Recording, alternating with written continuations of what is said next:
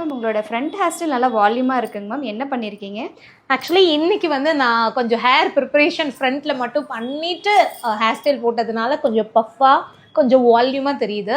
மற்ற நாள்லாம் வந்து ப்ரிப்பரேஷன் இல்லாமல் போடும்போது கொஞ்சம் ஃப்ளாட்டாக அமுங்கின மாதிரி அப்படி தெரியும்ல.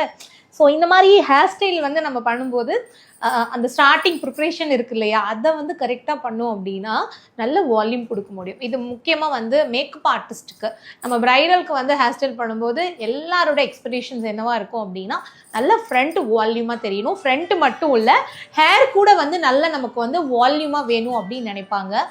ஸோ அந்த மாதிரி ஹேர் ப்ரிப்ரேஷன்ல இருந்து ஸ்டார்ட் பண்ணி டிஃப்ரெண்டான bridal hair style front and back அப்படின்னு வந்து ரொம்ப அட்வான்ஸ் டெக்னிக்கோட உங்களுக்கு வந்து centre partition, side partition, high puff வைக்கிறது எப்படி, பேக் சைடில் வந்து எக்ஸ்டென்ஷன் யூஸ் பண்ணி எப்படி வால்யூமான ஹேர் ஸ்டைல் போடலாம், ஸ்டஃப் அவங்களோட ஹேர்லேயே வந்து எப்படி வால்யூம் வந்து கிரியேட் பண்ணலாம், பன் ஹேர் ஸ்டைல் எப்படி பண்ணலாம், ஸோ ஃப்ரண்ட் கேர்ள்ஸ் எப்படி பண்ணலாம், பிரைடல் கேர்ள்ஸ் எப்படி பண்ணலாம். ஸோ இது எல்லாமே கவர் பண்ணி ரொம்ப ரொம்ப அஃபோர்டபுளான ஒரு ஃபீஸில் நாங்கள் உங்களுக்காக ஆன்லைனில் கிளாஸ் சொல்லி கொடுக்க போகிறோம்.